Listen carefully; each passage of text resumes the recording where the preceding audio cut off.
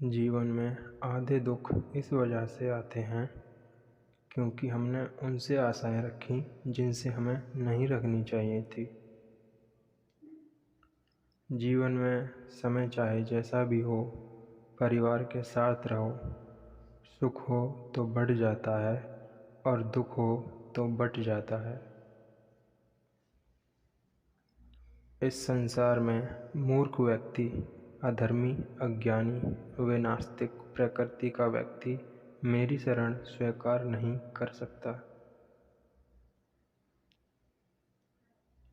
ज्ञानी व्यक्ति को कर्म के प्रतिफल की अपेक्षा कर रहे अज्ञानी व्यक्ति के दिमाग को अस्थिर नहीं करना चाहिए।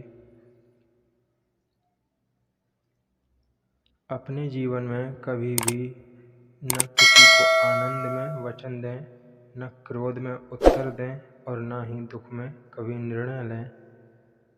किसी और का काम पूर्णता से करने से कहीं अच्छा है कि अपना काम करें, भले ही उसे अपूर्णता से करना पड़े। मैं ही इस सृष्टि की रचना करता हूँ, मैं ही इसका पालन पोषण करता हूँ और मैं ही इस सृष्टि का विनाश करता हूँ। कृष्ण कहते हैं, जब संसार में धर्म की हानि होगी, अधर्म की विजय, तब मैं इस पृथ्वी पर अवतार लूँगा।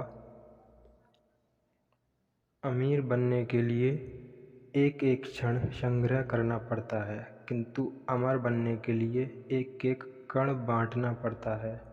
जिंदगी में सब कुछ खत्म होना जैसा कुछ भी नहीं होता। हमेशा एक नई शुरुआत हमारा इंतजार कर रही होती है। हे अर्जुन, मैं भूत, वर्तमान और भविष्य के सभी प्राणियों को जानता हूँ, किंतु वास्तविकता में कोई मुझे नहीं जानता।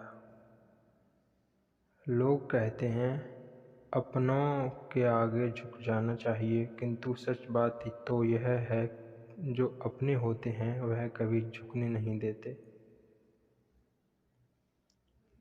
वह दिन मत दिखाना कान्हा कि हमें खुद पर गुरूर हो जाए। रखना अपने दिल में इस तरह कि जीवन सफल हो जाए। वह जो सभी इच्छाएं त्याग देते हैं, मैं और मेरा की लालसा तथा भावना से मुक्त हो जाता है, उससे शांति प्राप्त होती है।